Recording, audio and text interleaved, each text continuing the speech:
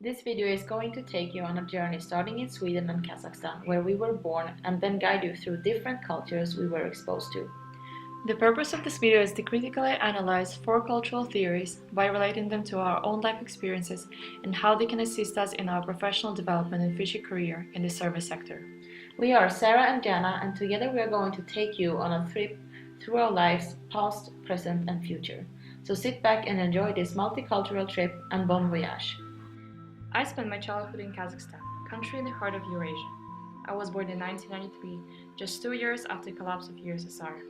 Being a former Soviet republic, Kazakhstan has been greatly influenced by Russian culture. My parents, who were born in USSR, hold Soviet beliefs and values, therefore inculcated them in me as well. According to Hall, Kazakhstan is very similar to Russia in its high context culture. This kind of culture is very relational and collectivist. This means that Kazakhstani people value interpersonal relationships that heavily rely on trust. Even though I have been continuously traveling for the past 4 years and see my family so rarely, I can still feel a collectivist spirit inside me. When I first met you, Sarah, I was greatly surprised and even jealous of how mobile and independent you are, how passionate about experiencing cultures and feeling comfortable being far away from your family. Myself, I do of course want to succeed in my professional career. However, family for me will always remain a first priority. In Kazakhstan, friendship builds up slowly. However, in contrast to low context cultures tend to last longer.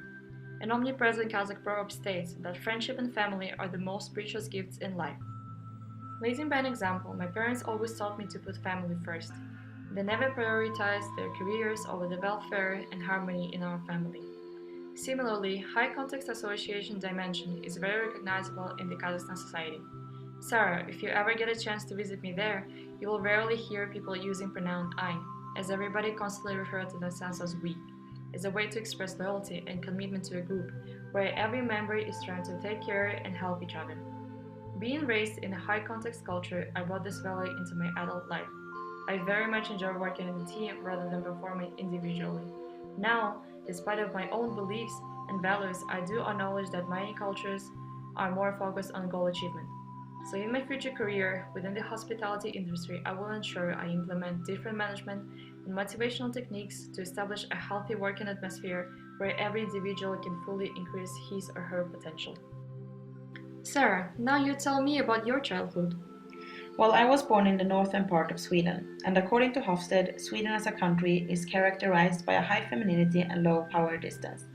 During my upbringing, those dimensions were strongly present by my parents. Looking at the power distance dimension, I realized that in Swedish society, as well as in my own family, all members had the same amount of power in the majority of the situations, regardless of gender or age. This is typical you, Sarah. I could tell right away. Well, when I started working during high school, I quickly identified the flat hierarchy which most of the Swedish organizations are symbolized by.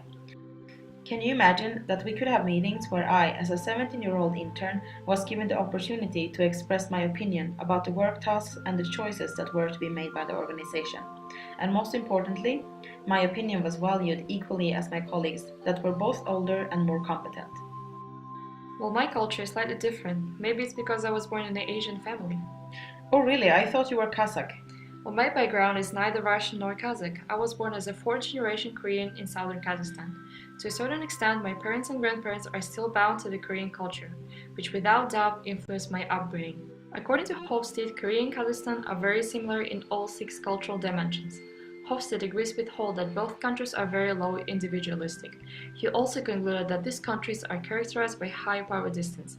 However, in my life I experienced both sides of the power distance. In my family, I was continuously told that everybody is equal and that I should treat every person in the same way, without making any judgments. Later, while I was working in a 5-star hotel in my hometown, I fully understood Kazakhstani high power distance. I got used to providing frequent updates to my manager, consulting with upper-level employees before making any decisions. I felt that my opinion was not fully valued. Therefore, by the time I had to quit this job, I was to a certain extent disappointed, as I didn't learn how to make my own decisions. When I met you and I discovered that there is a completely different approach to authority in Sweden, I realized that companies in low power distance culture stimulate personal development and creativity, which makes work more engaging and efficient. This is something that I can learn and implement in my hospitality career. Created using Powtoon.